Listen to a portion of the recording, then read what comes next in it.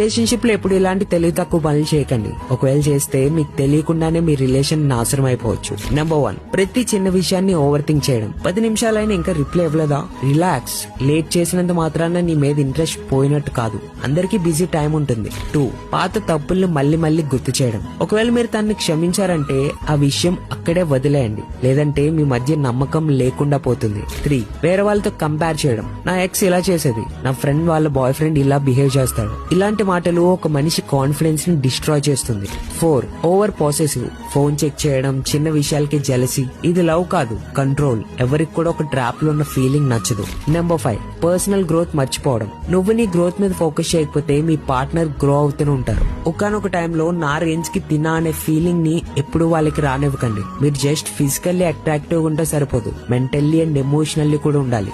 వీటిలో ఏదైనా మిస్టేక్ మీరు కూడా చేశారా? ఇలా చేయకూడని 6th మిస్టేక్ ని కమెంట్స్ లో చెప్పండి.